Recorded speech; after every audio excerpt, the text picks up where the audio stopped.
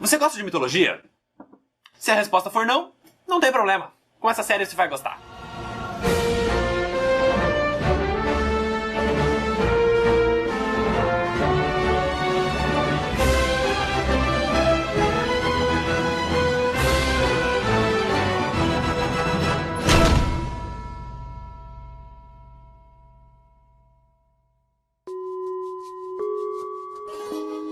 O motivo de muita gente achar que mitologia é chata é que o pouco que a gente aprende na escola é com aquele professor de história que já tá de saco cheio e fazia a gente assistir algum documentário absurdamente chato, tipo Mistérios do Egito.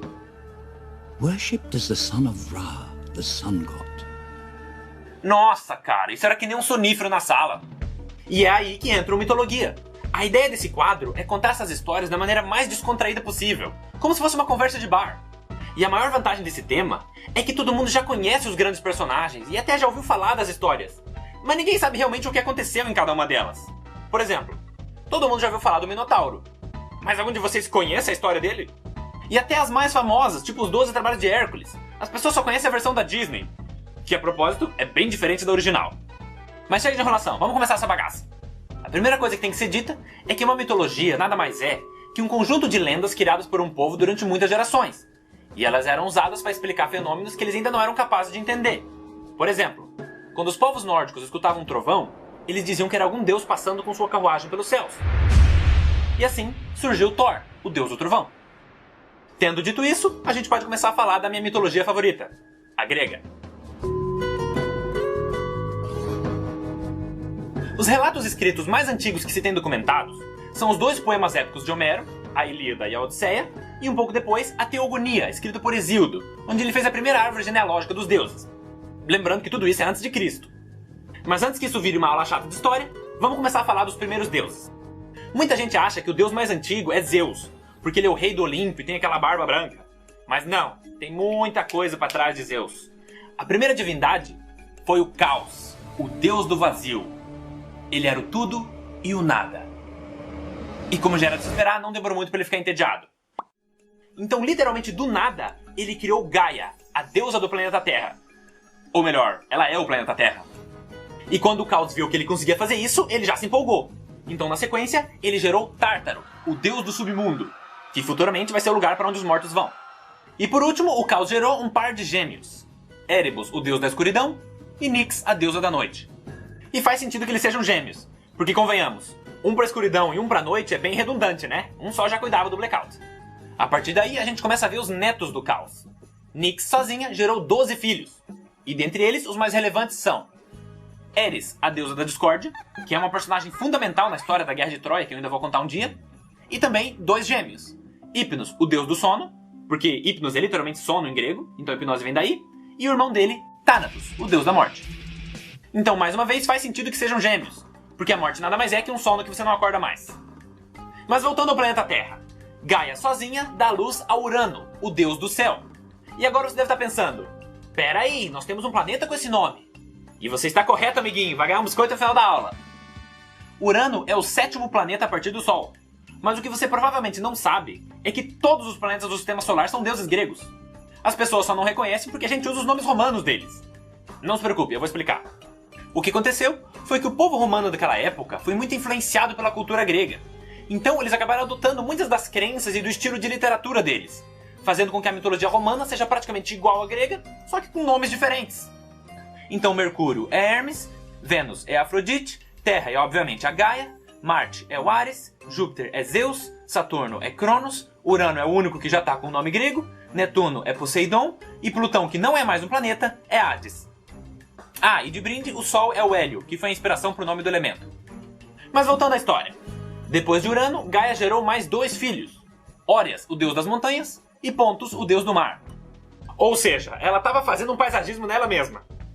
E isso é muito comum em todas as mitologias. Até se você parar para analisar a história da religião cristã. Da onde você acha que vieram os netos de Adão e Eva? Com isso, eles conceberam 12 filhos, os chamados Titãs. Não, não esses. Não! Os Titãs são esses aqui. Quem quiser ver com calma, é só pausar o vídeo. Depois disso, Gaia e Urano decretaram que não era para nascer mais nenhum Titã. Só que ao invés de nascerem deuses, começaram a nascer monstros, sendo eles 3 Ciclopes, Brontes, Steropes e Arges, e depois os Hecatonqueros, que entram pro top 10 de criaturas mais bizarras da mitologia grega. E o motivo é que cada um deles tem 100 braços e 50 cabeças. Muitos artistas já tentaram retratar como eles seriam, sendo que algumas representações ficaram muito boas, outras nem tanto. E aí Urano, vendo as criaturas que ele mesmo gerou, sentiu o repulso dos próprios filhos e disse que o único lugar que eles mereciam ficar era no submundo, sendo que essa é a primeira vez que o submundo ia ser útil para alguma coisa. Mas isso tinha um problema. O submundo fica no centro da Terra, ou seja, dentro de Gaia. Então quando Urano aprisionou os Ciclopes e os Hecatonqueros nas profundezas do planeta, Gaia começou a sentir muita dor. E aí você pode interpretar que as dores eram literalmente uma dor de barriga por ela ter criaturas dentro dela, ou que o sofrimento era na verdade a tristeza de saber que os filhos dela estavam aprisionados. Eu diria que é os dois. Mas aí Gaia bolou um plano. Com a ajuda de Nyx, ela juntou o mineral mais resistente que ela encontrou nela mesma. No caso, o adamante, que é um termo arcaico para representar algum material muito resistente. E eu acredito que também tenha sido a inspiração para o adamante do Wolverine. E com esse material, ela fez uma foice. Aí quando o Urano saiu na padaria, ela chamou todos os filhos e disse que um deles teria que usar essa foice para castrar o Urano. Porque os deuses são imortais, isso era o máximo que ela podia fazer. E tinha que ser outro deus usando a foice, porque ela ia distrair o marido para que ele não percebesse o que ia acontecer. Mas quando os filhos dela ouviram esse plano, eles ficaram chocados e pularam fora. Menos um. O único que aceitou foi Cronos, o mais novo e mais rebelde dos titãs. Com isso, a gente chega à conclusão de que as pessoas podem dizer que mitologia é qualquer coisa, menos chata. Continuando a história. Até então, Urano era o rei dos titãs, mas depois de ser derrotado, Cronos assumiu esse cargo. O que é justo, levando em consideração o que ele teve que fazer. Com isso, Gaia ficou muito feliz, porque finalmente os filhos dela iam ser libertados. Ou pelo menos, era isso que ela achava que ia acontecer. Porque Cronos chegou e falou: os monstros não vão sair. Gaia ficou pasma. E foi aí que ela percebeu que Cronos não atacou Urano para salvar os irmãos, e sim para usurpar o pai e tomar o lugar dele. Então Gaia olhou nos olhos de Cronos e profetizou que ele seria destronado por um de seus filhos, assim como ele fez com o pai dele. Cronos deu as costas e saiu, que nem novela mexicana. Aí, sendo o soberano e o mais forte dos titãs, a primeira coisa que ele fez foi escolher Rhea como sua esposa e rainha. E assim começou o reinado de Cronos, que foi bem mais longo que do pai. Nesse período, ele decidiu que não seria uma boa ideia brincar com a profecia de Gaia. Então, ele resolveu não ter filhos. Já seus irmãos tiveram vários, sendo que um deles, Prometeus, filho de Iapto, criou o homem, fazendo dessa a primeira geração da humanidade. Aí, muito tempo se passou sem grandes problemas. Exceto que Rhea estava muito infeliz, porque ela era a deusa da maternidade, casada com um cara que não queria ter filhos. Então chegou uma hora que ela ficou de saco cheio e acidentalmente esqueceu de cuidar a folhinha. Resultado, ficou buchuda. Mas Cronos era um cara precavido. Ele nunca esqueceu a profecia feita pela mãe/avó dele. Então, ele resolveu aprisionar os seus descendentes. Só que Cronos foi mais inteligente que o pai. Ao invés de prender dentro da mãe, quando a primeira criança nasceu, ele pegou e devorou. E isso foi acontecendo com cada filho. Hestia, Hades, Deméter, Poseidon, Hera. E agora quem gosta de mitologia já deve ter percebido que se tem Hades e Poseidon, tá faltando alguém aqui. O que nos leva à próxima parte da história. Rhea não aguentava mais ver os seus filhos serem devorados. Então quando a sexta criança nasceu, ela escondeu o bebê. E quando Cronos chegou...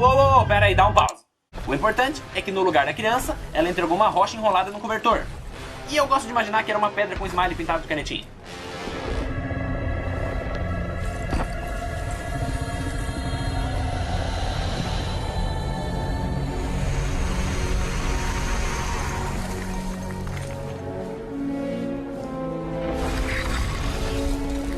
Aí, como já era a sexta vez que o Cronos estava fazendo isso, ele nem prestou atenção, ele só mandou pra dentro. A partir daí, a vida dos titãs continuou normalmente. Mas o que eles não sabiam é que o último filho de Cronos estava sendo criado escondido em uma caverna. E obviamente ele não tinha como se criar sozinho.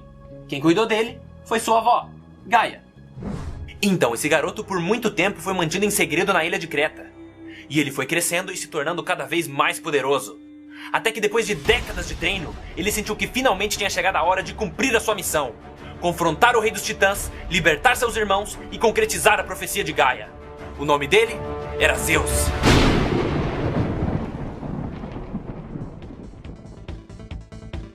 E aí pessoal, espero que vocês tenham gostado do vídeo. E pra quem ficou curioso com esse final, não se preocupe, eu vou terminar de contar essa história no próximo Mitologia. Eu só não quero que esses vídeos fiquem muito compridos, porque assim eu posso postar com mais frequência.